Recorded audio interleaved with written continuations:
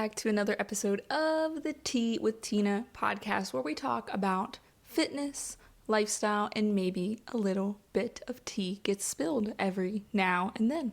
All right, and on today's episode, it's kind of going to piggyback off of my last episode 183. If you haven't checked it out yet, it's about having fun with life. So if you feel like you need some fun, you're kind of depressed, and you just need a little bit of oomph in your life, maybe go back and listen to that. There's a lot of good stories in there, and it's just a little pep talk. But today we're going to be talking about the one skill that you need to overcome everything in life. And so I'm not going to lie about the layout of this podcast. What I did was I have my computer in front of me. I have my notes app open. The other day I had this idea come to me, and I just put on text to speech in my notes app, and I kind of talked out a whole podcast episode, and it's here.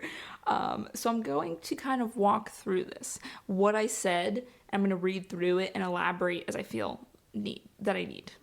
Okay. So the one skill that you need to overcome everything in life. And this one skill, I believe, the most important skill, and again, this kind of piggybacks off the fun episode, is the ability to reshape your vision and mindset of your current situation. So what do I mean by that? I mean the fact that my cat's food just dropped. That's what you heard. But I mean that life is always changing. Okay, I feel like a lot of us get caught up in like, this is how life should be. You know, I go to work at this time, come home at this time. I cook dinner now. I do this. I go to this event. And it's like any second that this gets thrown off, it kind of upsets us, right? Because we have this vision, and it can make us feel a lot of negative feelings because things aren't going the way we want them to. But I think once we learn to accept that life is very spontaneous, life is very sporadic, life is usually not going to go how you planned, but it's still worth it to plan, because I planned January out for my business. I kind of have a framework of everything, and that's just what it is, a framework. Did anything go exactly how I planned it? No. Every day I will have an idea of what I want to do, and probably at least 50 to 60% of it goes off of what I thought it would. But I still plan it because I have an idea of like, this is what I want to get done. This is what I want to do. And if things need to shift around, I'm flexible. I'm mendable. I, adjust and go with the tide of those things. And I think when you see that, and you see that life has its ebbs and flows, and when things don't go how you wanted to, and you still learn to look at the positives for it, and you're thankful for it, I think that you'll be a lot better off, because this doesn't make us naive to the negatives or the downsides, and it doesn't make us naive to the ability of wanting more, but it prevents us from being like unnecessarily mopey. Because what is dwelling on something that you can't change going to do, right? I always tell my clients and my followers, control your controllables. That's all you can do. You can't change what that person's going to say to you, but you can control how you react to them, right? You can't change the outcome of something, but you can choose what you do. Like, people want to change the world. That's a big one. Everybody wants to change the world. And they always say the best way to change the world is to start with yourself. And it really can be powerful. What can you do as a human? Show up as a really good person. Be kind to everybody that you meet. Be patient with people. Pick up garbage. Don't be a litterer. Plant native flowers in your yard, guys. Save the bees and the lightning bugs. I do that. I do it. I'm like, yes, my little ecosystem. I'm contributing to the world. And when I see all the bumblebees and stuff in life, it makes me happy, right? Control what you can control. Perfect example for me, I've chatted about a couple of times on here, is buying a house. I live in a housing market area that is crazy right now. It is like one of the worst in the country, on top of things already being crazy. And in our heads, me and my husband, we thought we would have a house by the time he was 30. Well, he's going to be 30 in February, and it doesn't look like we're going to be buying a house anytime soon. It's just not in the cards. And I don't want to force it into something that I don't want, because I'm going to be stuck with that house for like 10, 20 plus years. So why would I force something? We have a very specific vision for what we want for a house. Not as many people, like there's some people that don't care as much. Like, as long as the location's good, like they maybe don't care, but we really love the idea of having a house as our home base. We would like land. We want privacy. So we have a lot of specific needs that we want. And we're honestly taking it as far as if the market doesn't calm down in the area we're in within the next couple years, we are willing to move again. We are willing to move to another area that has better housing. So, availability at least, and better prices. So that's how important it is to us. But, and this happened to me, I was guilty a little bit. Where I was dwelling on that fact, and it like consumed me, and I was like, I don't have a house yet, oh my god, we don't have a house yet, I feel like a failure, I feel like a loser, when are we gonna get a house? And it ate away at me. And there's probably so many instances in your life that happens with, oh, I'm not where I need to be yet, it's eating away at me. And it does, it gnaws away at you, and you don't even realize it, and then it affects everything in your life.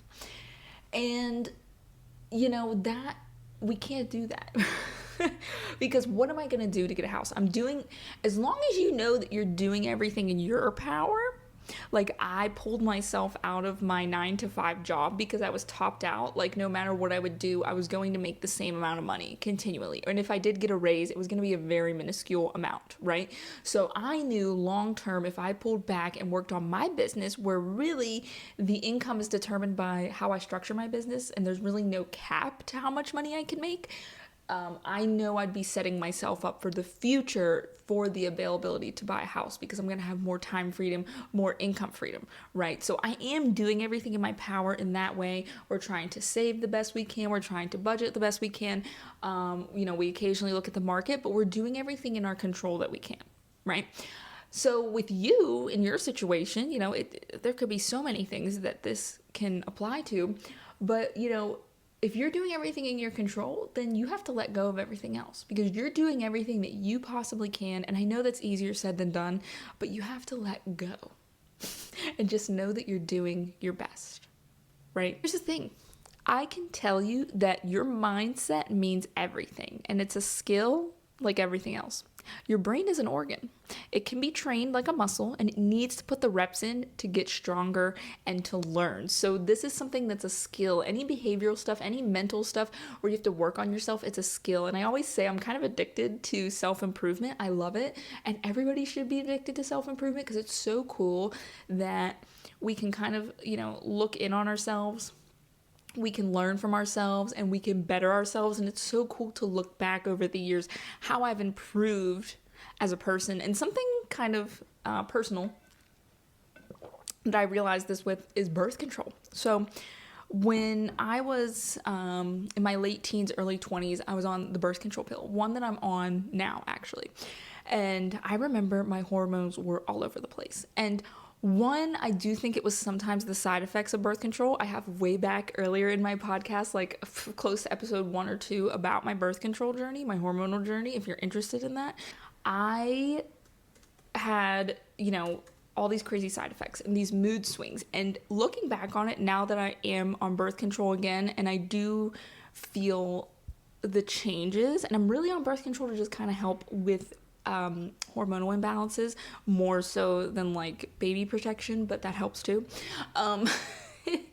But looking back on it, I just, from self-improvement and so much self-reflection and knowing my body now, I have so much better control over my emotions. It's insane.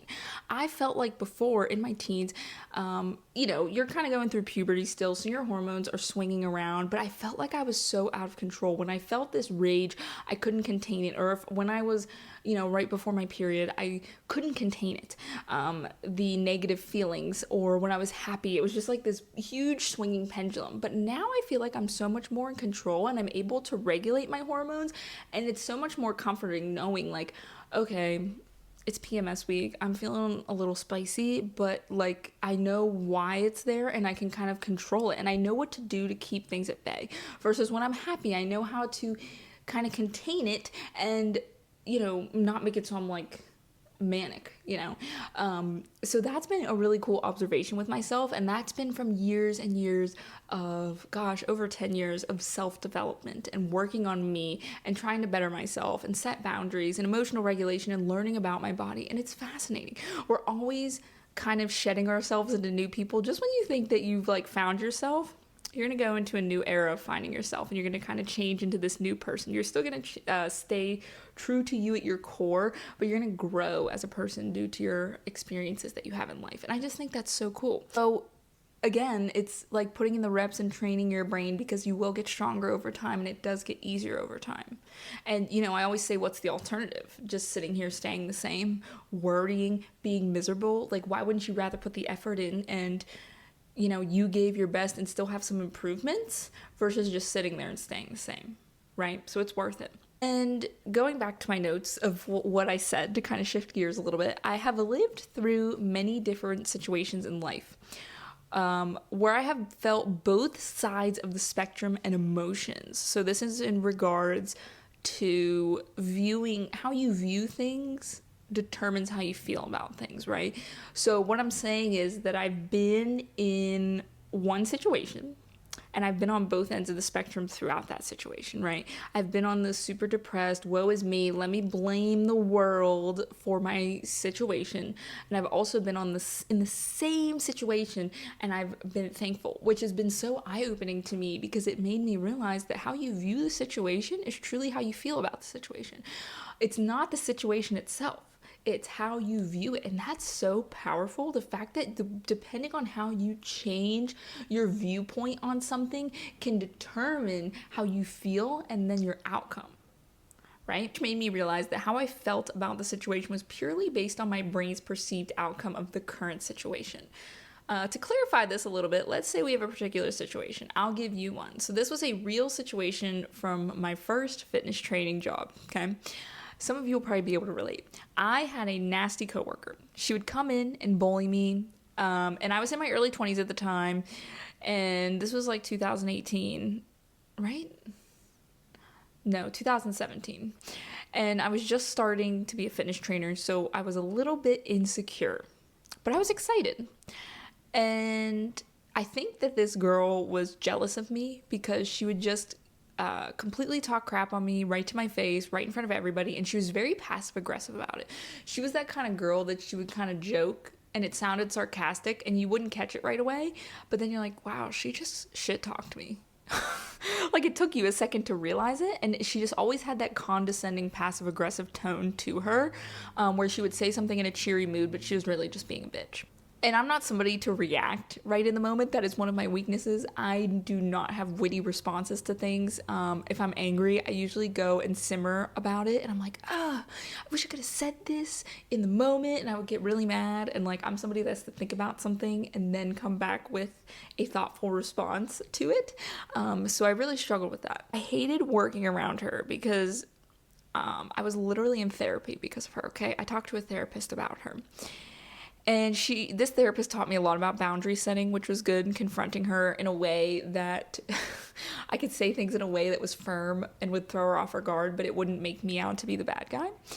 And also, let's throw in that my husband was deployed to the Middle East at this time. So I'm a newlywed wife. My husband went to the Middle East. I'm starting this new training job, and I have this girl bullying me. And I had two options. I could dwell on all the negative that is out of my control. I could not pull him back from the Middle East. I could not pull my husband back to me. He had to be gone for a year, maybe longer if something happened. I cannot change the way this girl talks to me. I mean, I still have to show up to work. What am I going to do?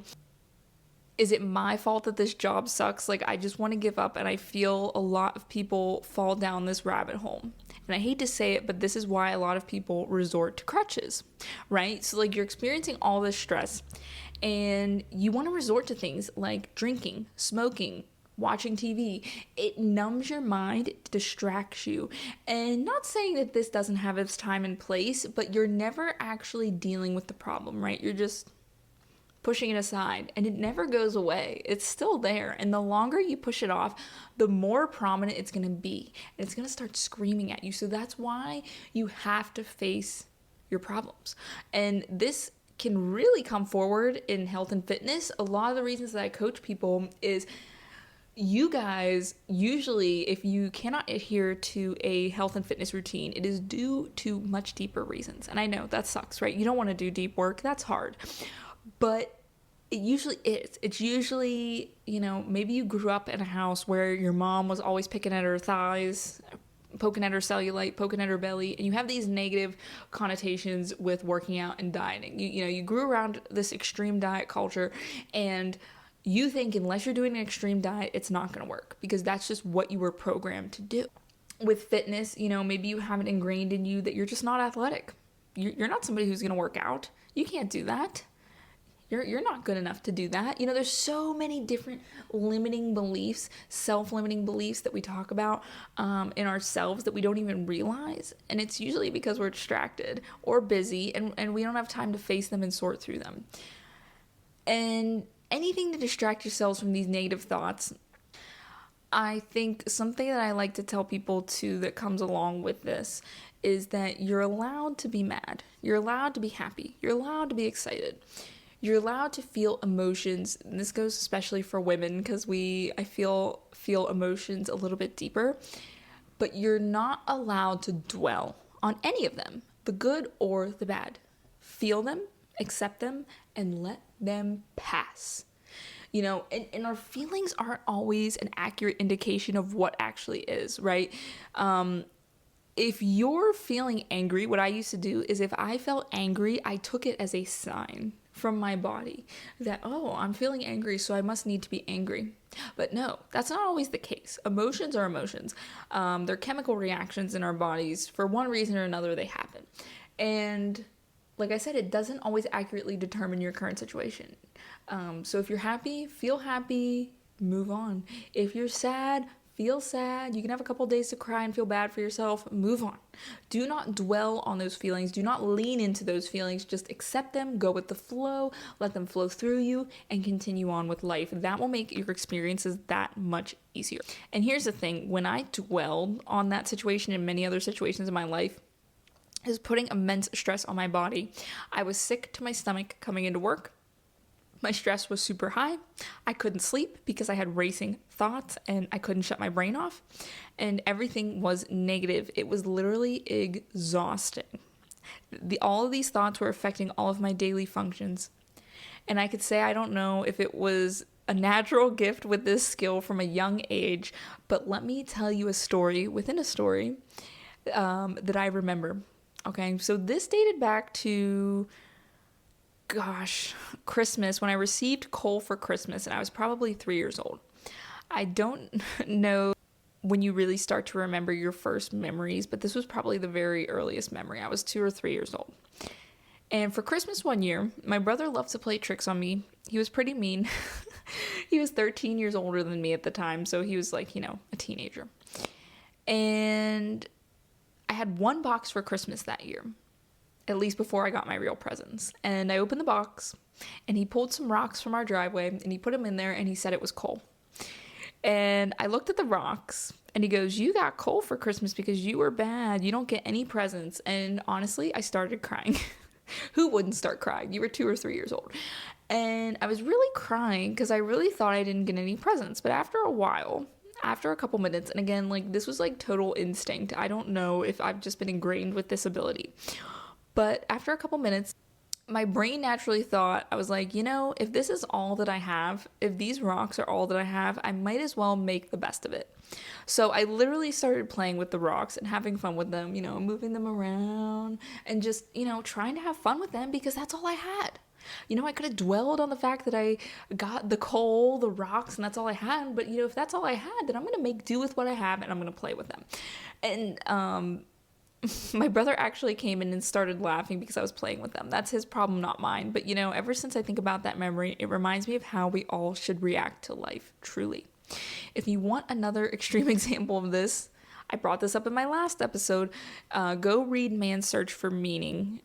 It's something similar with a man who grew up in not grew up, but he was in a concentration camp during the war. And he, as people were thinking of death and thinking that there was no hope and they were just going to die there, he held on to hope and, thought of his wife, thought of good things, thought of happy things, and made do with what he got, and he did get out. And I know that's an extreme example, but that just goes to show you, from a little kid receiving rocks for Christmas all the way up to being locked up in a concentration camp, you can use this in any situation of your life. So getting back to the coal example, I just naturally knew to make do with what I had, right? And maybe that doesn't come so easily to people. But this has been a very helpful tool in my life. Because there have been many times I've faced adversity for one reason or another where I felt really low. And anytime I instantly feel that low feeling, it's like an instinct that I try to flip my brain to see the positive, to bring me out of that. And I believe the difference between successful and happy, quote unquote, happy people is that they know this skill. The happiest people and the most successful people do not usually, there are exceptions, but they do not usually face anything less difficult than you. Oftentimes they face more difficult things. This is why I love reading the stories of celebrities and successful people, because it's very eye-opening. You know, I always find it fascinating, like Britney Spears, for instance, reading her memoir, Jenna McCurdy, they were building these lifestyles of celebrities and they lived through so much hardship, something harder than I could even imagine growing up. And it's like, and they were still successful. And it's because they learned, even though they struggled, they learned to reframe their mind and push through and do what's best. And I really do believe that that is the secret. It's to learn to view the world and go with the ebbs and flows and know that not everything's going to be perfect and that you need to make do with what you have in the current situation. And I began to look and reframe my mindset to view things in a positive light, to focus on what I can control. And going back to the situation with the girl bully at my first gym job, I thought, I can't control this girl's feelings, but I can control how I react to them. And my therapist helped me to react in such a way that, I don't know, it's hard to explain, but I don't know if there's even a phrase for how this works, but I've learned that this from a couple of mentors in my life. The same thing has kind of come up. But when somebody tells you something that disagrees with you or makes you angry or makes you upset, you initially want to react with rage or crying or being very aggressive because we get defensive, right? But there's a way that you can control your emotions and calmly react to the comment that they're saying and set up a boundary and mean business, but not to be rude. It really takes people back and makes them listen. A good example would be like with my parents. So this may be the case for some of you listening, but my parents have very strong political views. They're on one end of the spectrum. And I just don't like talking politics. In general, I don't really care what people believe politics-wise, but they seem to bring it into every conversation, and I just hate politics because politics are usually people's opinions, and you're not going to make somebody change their views, and it's kind of pointless to chat about, right?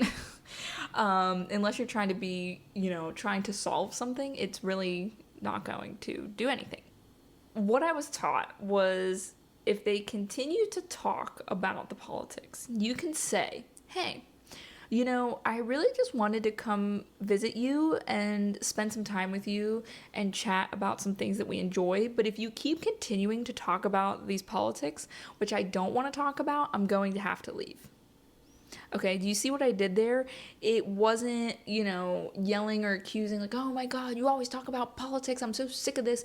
No, you simply calmly stated a fact, a cause, and a reaction. If you keep talking about these things, I'm going to have to leave. I came here and I wanted to talk about pleasant topics, but I'm sorry, you're gonna have to leave. And going back to the girl at Planet Fitness, my first gym job, what I did with her was I said, hey, these things that you're saying about me are not true, and I would appreciate it if you stopped talking about me like that. And it was something along those lines, and I don't remember exactly what I said, but it did take her aback because she wanted to say those things to get a reaction out of me. And she didn't get the reaction she wanted, so it became boring to her. So she stopped. She stopped. So that's a really cool technique that I've used with people throughout my life. So that's been really important. But with that being said, I may have rambled your head off a little bit, but it's so funny because I have these long paragraphs and talk to text did not organize them in the way that I wanted, but we're here. So the one skill you need is the ability to reframe how you view your current situation and look at it as a challenge. Look at it as like, what are the positives of this current situation? And let me tell you, if you woke up breathing today, which you were because you're listening to this, that is all the reason you need to be grateful. You are alive. You have the opportunity to do something with yourself today, create something positive, do something good, have fun, do something today. So that's another opportunity, and that's something worth being excited about. All right. So other than that, I think that's all I got for you today, guys. Thanks for tuning in with me. Thanks for listening to my little ramble. I hope this helps. I always try to go into these podcasts. There are some podcast episodes that are a little bit more like educational, but I want it to be like you're chatting with a friend. You know, you're chatting with me. We're hanging out. We're having a casual conversation. Maybe you're doing dishes. Maybe you're driving. Maybe you're cleaning. That's the goal. All right. So thanks for tuning in with me, and we will chat soon. Bye.